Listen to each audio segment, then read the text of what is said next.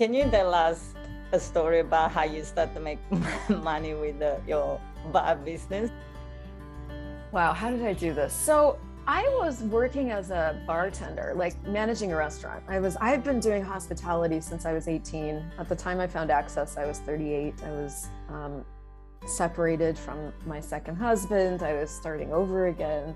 Here I was back in the restaurant that I kept trying to get out of for like 20 years, you know. Yeah, it was this another in-between moment. Kind of going back to school. I'd gotten accepted to a nutrition school and all this stuff. But then I found Access and I took a bars class and then I took Foundation. And Foundation was like, you know, blew the lid off my entire world. Everything changed. So I recognized, so in that moment, I changed everything. I was like, I am going to be a certified facilitator. I'm on, you know, and I'm like, how am I going to do this? You know, I work at a restaurant. I have to be there to make money. And I only make kind of this much money. I think I was making like at the top of my game, $3,000 a month, which so, you know, reasonable by anybody's standards.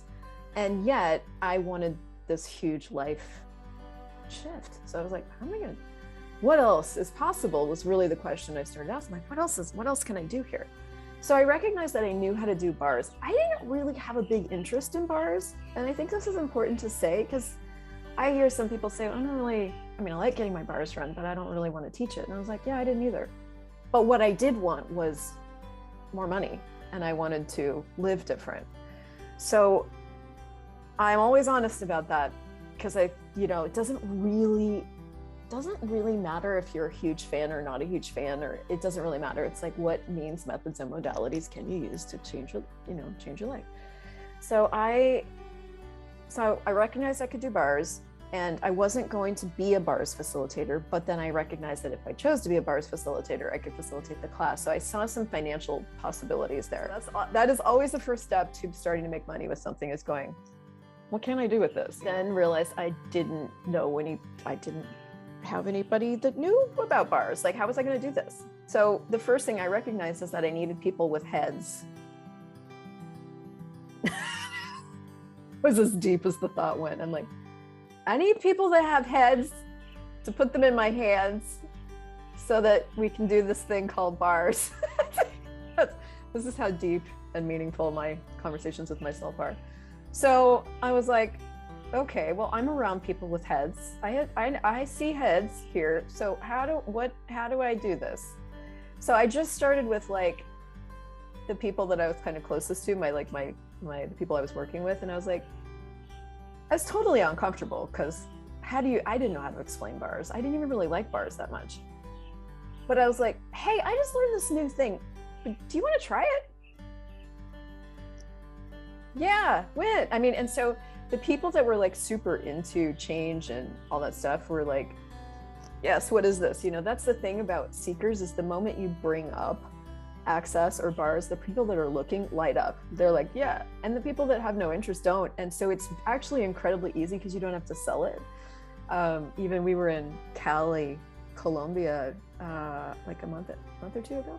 And just the random people that we would run into and bring up the words access consciousness, people would go, what is that?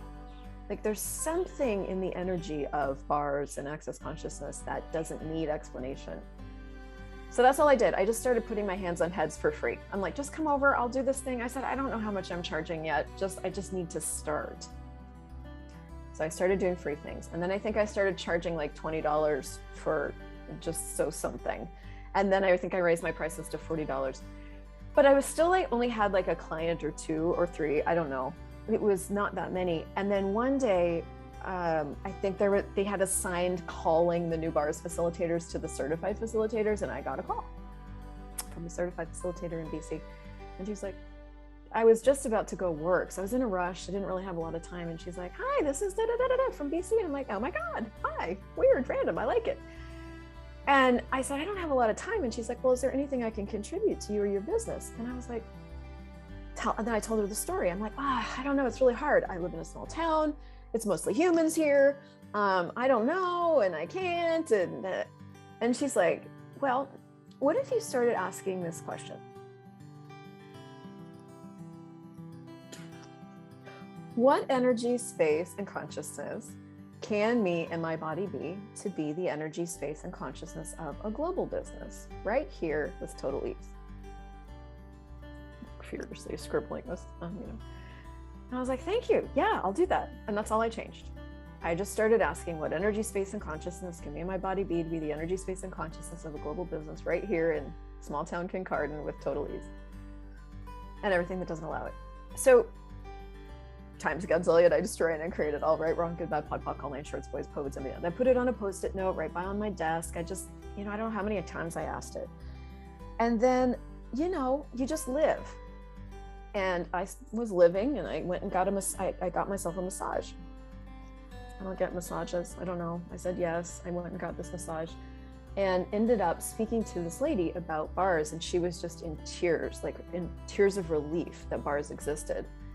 And so I ran her bars, and her entire life changed like one time.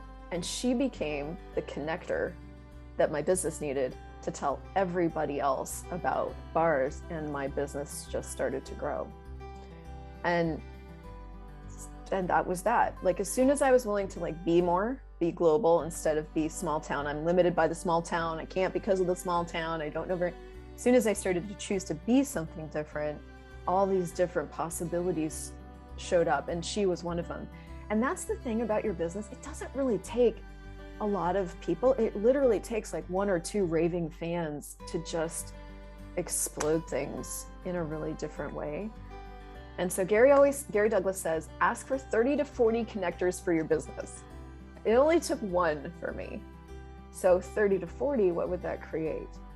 And that's how I started making money. And, I didn't track it. I don't know how much money I made with my bars business, but it was enough to like get me to the next thing. And I think that's something else to recognize is you can create your bars business into this like thriving entity that just is. There's a lady in Hungary who's doing 60-person, 70-person bars classes that just started asking, like, what would it take to have big bars classes? And when you start to ask that question, you become it. When you choose it and you ask it.